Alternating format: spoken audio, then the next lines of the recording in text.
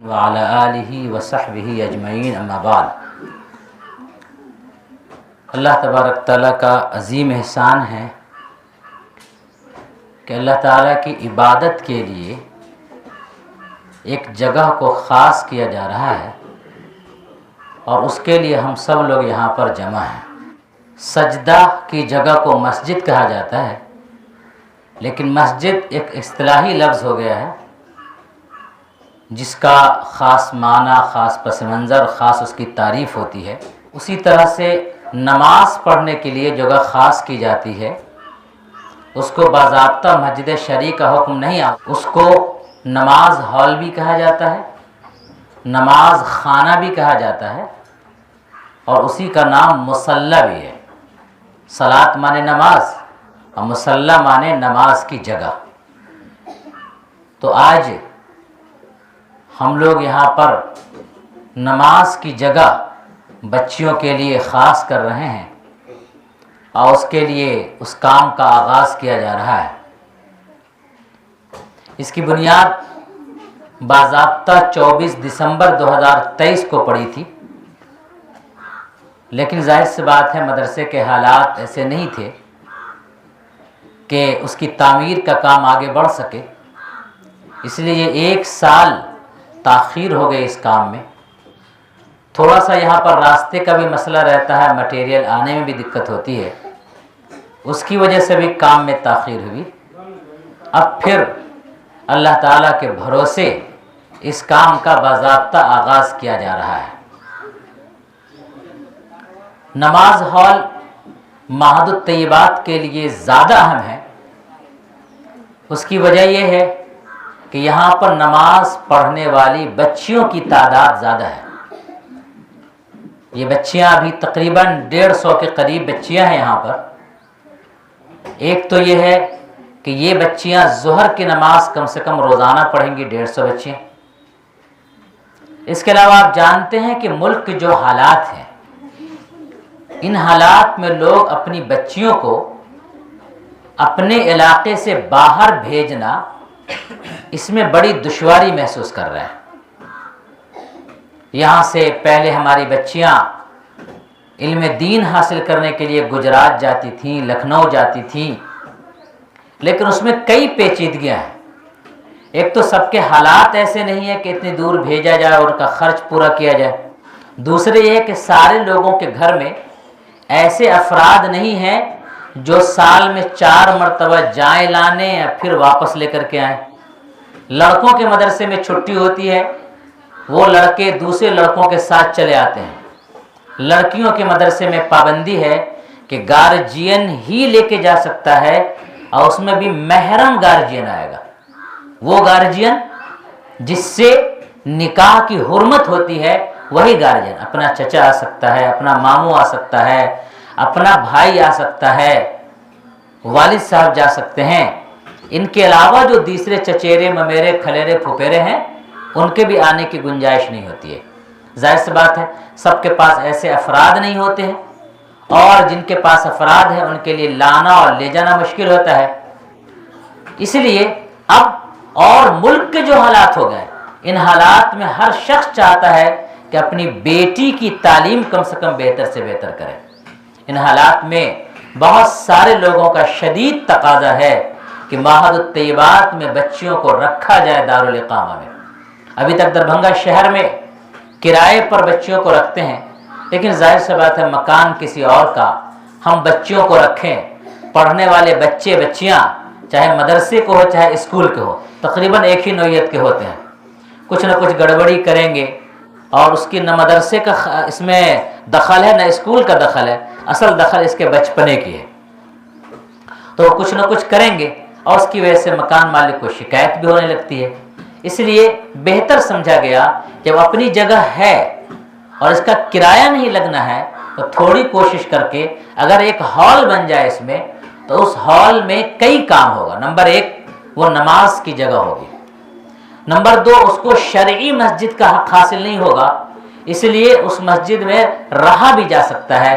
لہذا بچیوں کو سیف طریقے پر، محفوظ طریقے پر اس میں بچیوں کو رکھا بھی جا سکتا ہے، اور اسی میں انشاءاللہ قرآن مجید کی اور احادیث کی تعلیم بھی ہوگی۔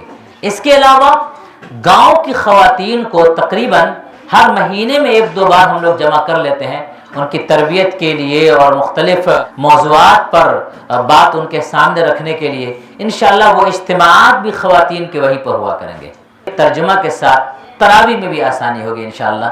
انہی سارے مقاصد کے لیے وہ ہال کی تعمیر کا کام یہ کیا جا رہا ہے۔ اتنا بڑا ہال کی تعمیر کا کام ہوگا۔ ہمارے معہد الطیبات کا ایک منہج ہے کہ باضابطہ یہاں کے سفیر اور یہاں کے اساتذہ مختلف لوگوں کے پاس تعاون کے لیے اور چندے کے لیے نہیں جاتے ہیں، تو وہ خاص مخصوص احباب سے ہی یہ کام ہو رہا ہے انشاءاللہ۔ تو اس کے لیے ہم چاہتے ہیں کہ سارے لوگوں کی دعائیں ہم کو ملے۔ آج اسی مقصد سے یہاں پر ہمارے بہت سارے مربی، سرپرست، بڑے اور دوست احباب تشریف لائے ہوئے ہیں۔ ہمارے انجینئر مرغوب الحسن صاحب ماشاءاللہ بڑی محبت رکھتے ہیں ادارے سے اور بڑے خلوص کے ساتھ محبت سے اس کام کو کروا رہے ہیں الحمدللہ۔ ہمارے جناب منا صاحب دینداروں سے تعلق رکھتے ہیں، دینی اداروں سے تعلق رکھتے ہیں، قرآن کے درس سے تعلق رکھتے ہیں الحمدللہ، اور ادارے کی محبت میں یہاں تشریف لائے ہوئے ہیں۔ یہاں پر شاہد صاحب موجود ہیں، بڑی محبت رکھتے ہیں، مسجد کے ذمہ داروں میں بھی ہیں، درس قرآن میں شریک ہوتے ہیں۔ بڑی تمنا تھی، بڑی مصروفیت کے باوجود آج انہوں نے اپنا یہاں پر وقت فارغ کیا ہے۔ ڈاکٹر منور راہی صاحب کو آپ لوگ اچھے سے جانتے ہیں اور آپ لوگ سنتے رہتے ہیں الحمدللہ۔ ایسا لگتا ہے کہ ان پر ہمارا زیادہ حق ہے کہ ہم جب چاہیں ان کو بلا لیں، اور الحمدللہ ہماری درخواست پر ڈاکٹر منور راہی صاحب تشریف لاتے رہتے ہیں الحمدللہ۔ ان کا اور ان کے ذریعے الحمدللہ بڑا تعاون بھی رہتا ہے۔ ہمارے وکیل صاحب ایڈوکیٹ عرفان صاحب یہاں پر تشریف فرما ہے، ماشاءاللہ ان کا اور ان کے اہل خانہ کا بڑا تعاون رہا ہے اس ادارے میں، دلی محبت رہی ہے، دلی تعلق رہا ہے، اور ماشاءاللہ وقتاً فوقتاً ادارے کے لیے قربانی دیتے رہتے ہیں۔ بڑی تمنا تھی، بہت دنوں سے تمنا تھی کہ آپ تشریف لائیں۔ آج الحمدللہ فیملی کے ساتھ تشریف لائے ہیں۔ معہد الطیبات کی سرزمین پر ان تمام لوگوں کا استقبال ہے، خیر مقدم۔ کہہ سکتے ہیں کہ پرانی پیڑھی سے الحمدللہ دین سے، نماز سے، قرآن سے، اہل دین سے جو ان کی نسبت رہی ہے، ان کا رشتہ رہا ہے الحمدللہ، وہ قابل فخر ہے اور باعث رشک ہے۔ انسان کو رشک کرنا چاہیے۔ مہاراج گنج کی مسجد کی خدمت انہوں نے رضاکارانہ طور پر اپنے سر پر لی ہے، اور مریضوں کی خدمت کے ساتھ پابندی سے اپنا وقت اللہ کے گھر کی خدمت کے لیے نکال لینا یہ بہت بڑی بات ہے۔ بڑی تمنا تھی، بڑی آرزو تھی کہ ڈاکٹر ہدایت اللہ صاحب یہاں پر تشریف لائیں۔ آج ہم خوش ہیں کہ آپ یہاں پر تشریف لائے ہیں۔ ہمارے حضرت مولانا تنویر صاحب ماشاءاللہ یہاں پڑھاتے ہیں، ہماری بچیوں کی تربیت کرتے ہیں الحمدللہ، اور ادارے میں ایک سینئر مربی کی حیثیت سے الحمدللہ ہیں۔ تو میں ان تمام لوگوں کا، ہمارے بھائی صاحب بھی آج انہی کی رہنمائی اور رہبری میں ہم یہاں تک آئے ہیں، تو ہم سب کا زین الدین صاحب، ہم ان کا بھی استقبال کرتے ہیں، خیر مقدم کرتے ہیں، اہلا وسہلا مرحبا کہتے ہیں، خوش آمدید کہتے ہیں، اور یہ تمنا کرتے ہیں کہ آپ ان ساری بچیوں کے لیے دعا کیجئے۔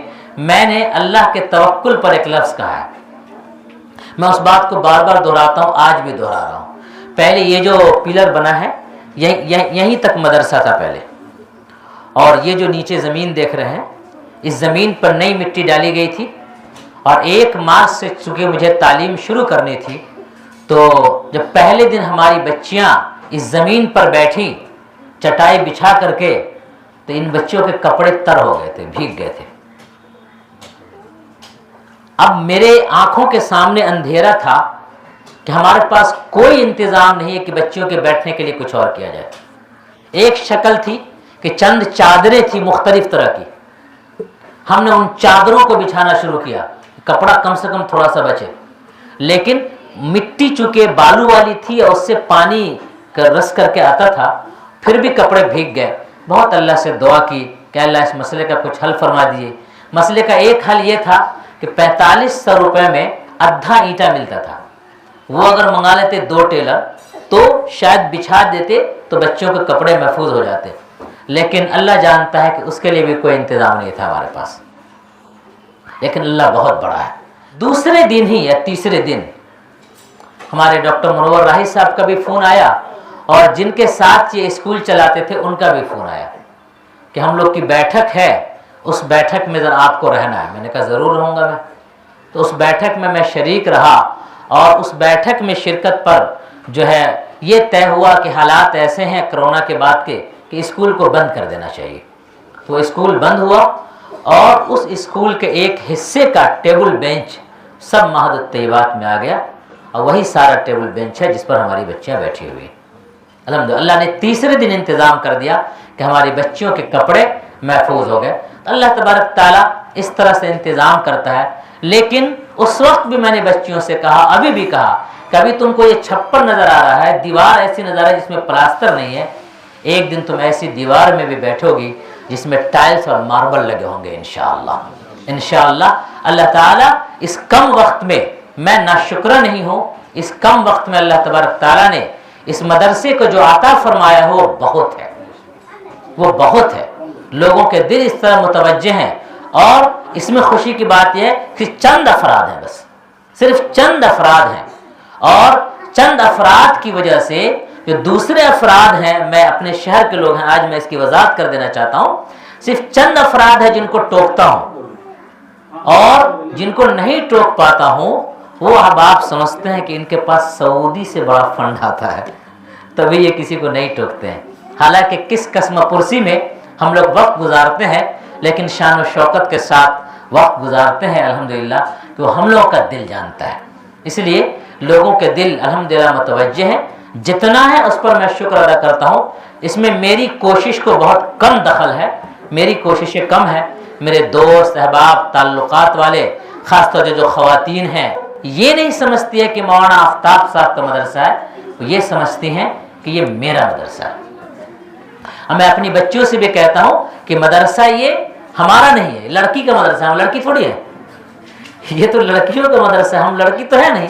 तो मेरा मदरसा हुआ कि आप लोग का हुआ बच्चियाँ जी। हाँ माशाल्लाह, ये बच्चियाँ भी जिस वक्त ये रास्ता इतना ख़राब था कि चलने के लायक नहीं, उस वक्त बच्चियों के कपड़े गंदे हो जाते थे, उसके बावजूद अल्हम्दुलिल्लाह बहुत सारे एक आध दो को छोड़कर बच्चियाँ पढ़ने आती थी। कुछ दिन ऐसा था कि इधर बैठने के लायक नहीं था, तो बगल में मेरी खाला का घर है, अल्हम्दुलिल्लाह कुछ दिन हम लोगों ने वहाँ पर भी उनके बरामदे पर भी पढ़ाई की, लेकिन कोशिश ये की कि पढ़ाई का नागा ना हो। एक मरतबा तेज़ हवा आई 2 साल या 3 साल पहले 15 अगस्त के मौके से, और ये छप्पर उड़ गया और पूरा गिर गया।